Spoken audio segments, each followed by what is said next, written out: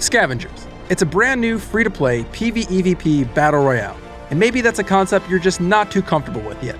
Hey there friends, it's Livid here, one half of the team behind Legacy Gaming, and today we're diving in and sharing our best tips, tricks, and everything we wished we knew sooner about Scavengers.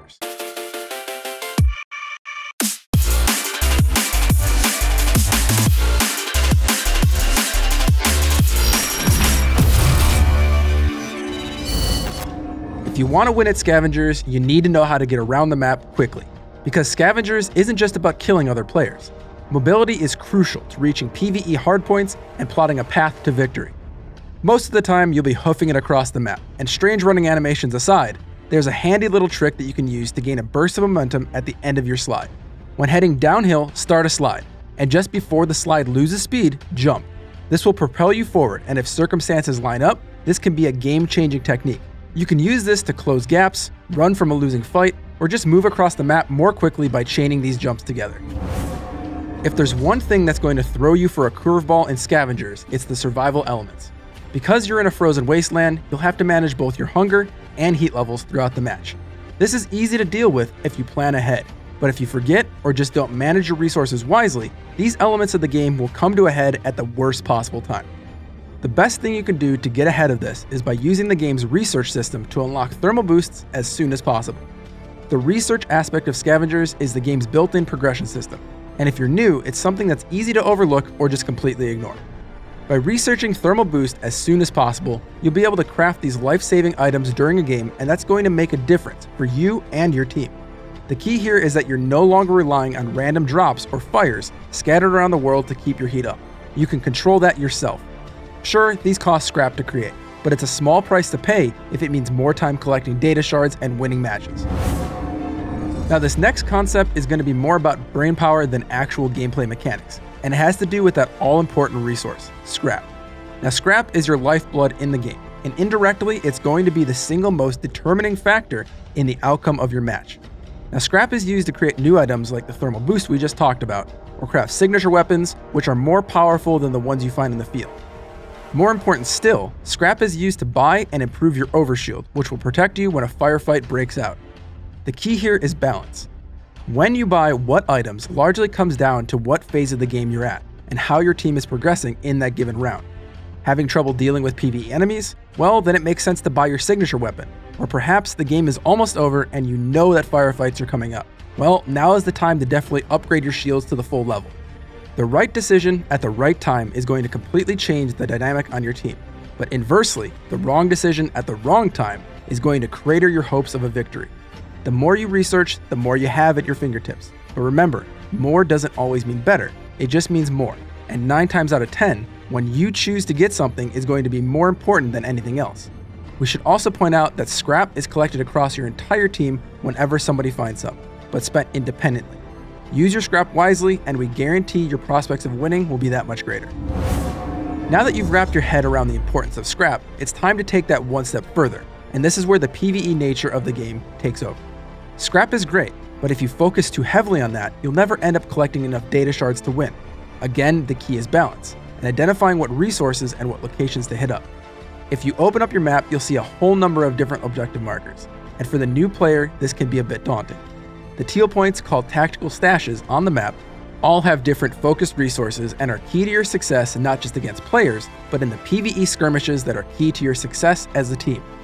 Now there are stashes for food rations, health consumables, random items like grenades and weapons, and even large ammo caches. Now you don't need to hit these up every round, it's about identifying what your team needs and when.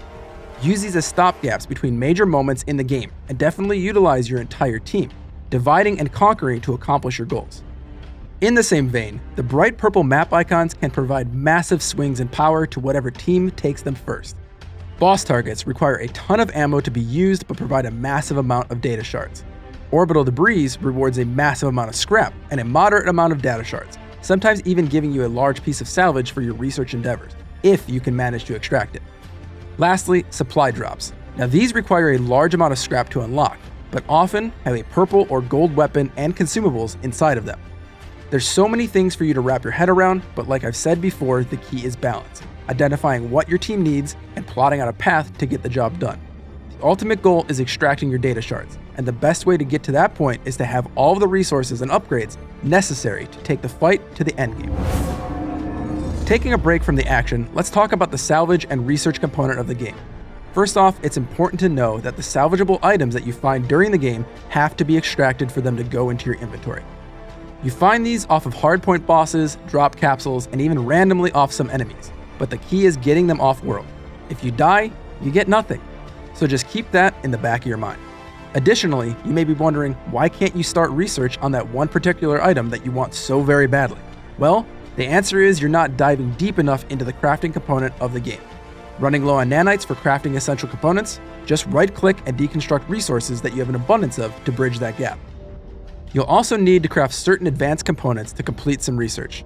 Don't be like me and Cody staring at the screen wondering why it's not possible to make something when all you need to do is just go deeper into the menus to find what you need.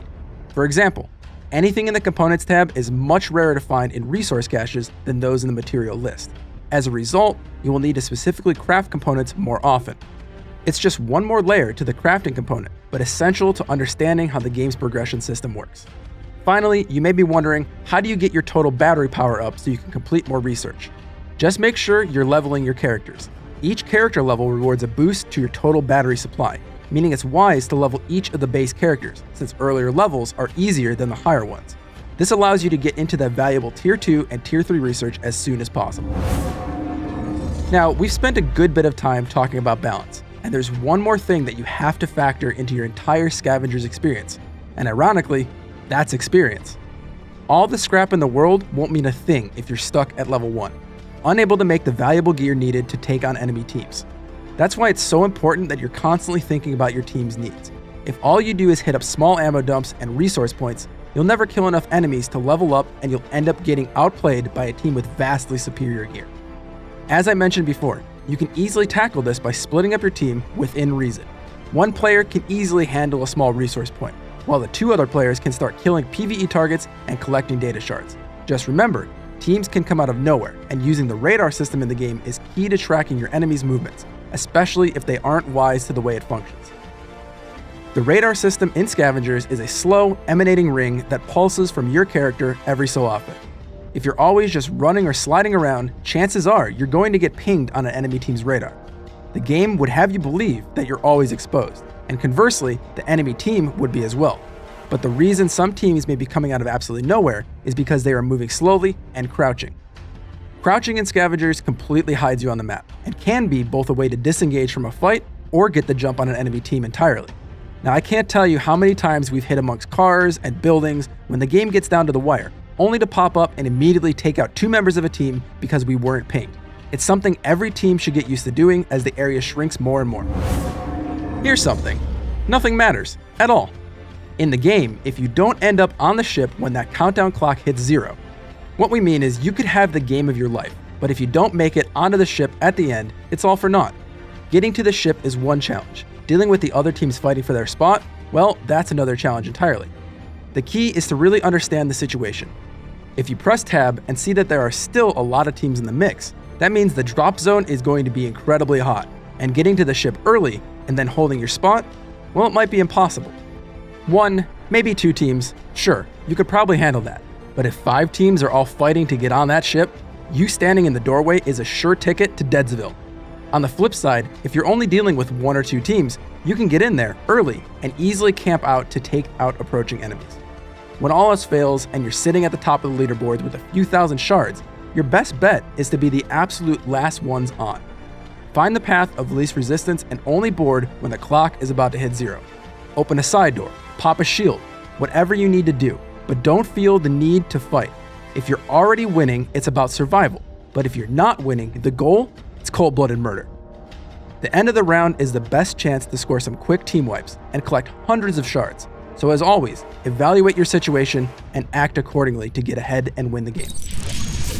Winning a game of Scavengers doesn't necessarily feel like winning a game of Fortnite or Warzone. It's a much different experience, and that all has to do with the PVEVP nature of the game.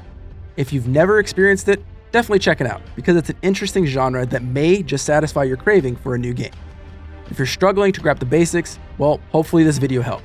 Nothing is going to replace being a lights out player, And even with all the PvE elements in the mix, the PvP components are just as important. With a better understanding of the intricacies of the game and some solid practice under your belt, there's no doubt you'll be collecting data shards, boarding the ship, and rocketing off with that W.